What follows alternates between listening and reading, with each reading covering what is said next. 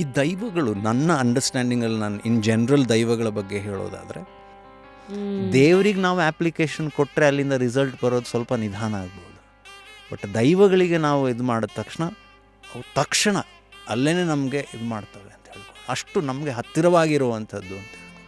ಯಾಕಂತಂದರೆ ನಮ್ಮ ಮನುಷ್ಯ ರೂಪದಲ್ಲಿದ್ದವರು ಅಥವಾ ಈ ಒಂದು ಟ್ರಾನ್ಸಿಷನ್ನಲ್ಲಿರುವಂಥ ಆ ಒಂದು ಫಾರ್ಮ್ ಅದು ಪೂರ್ತಿ ದೇವರು ಅಲ್ಲ, ಪೂರ್ತಿ ಮಾನವರು ಅಲ್ಲ.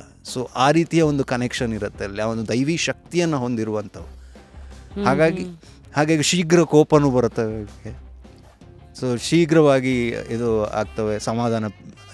ಸಂಪೂರ್ಣವಾಗಿ ಶರಣ ಆದರೆ ಕೂಡಲೇ ರಿಸಲ್ಟು ಸಿಗುತ್ತೆ. ದೇವರಿಗೂ ಅಷ್ಟೇ, ನಾವು ಸಂಪೂರ್ಣವಾಗಿ ಶರಣ ಇದೆ, ಬಟ್ ಅವನು ಟೆಸ್ಟ್ ಜಾಸ್ತಿ ಮಾಡ್ತಾನೆ, ನಮ್ಮನ್ನು ಕಾಯಿಸ್ತಾನೆ. ಅದೊಂದು ಸ್ವಲ್ಪ ಟೆಸ್ಟ್ ಮ್ಯಾಚ್ ಥರ. ಸೊ ಸ್ವಲ್ಪ ಲಾಂಗ್ ಟರ್ಮ್ ಫುಲ್ ವಿಡಿಯೋನ ನೋಡಿ ಆನ್ ರ್ಯಾಪಿಡ್ ರಾಶ್ಮೀಸ್ ಯೂಟ್ಯೂಬ್ ಚಾನಲ್.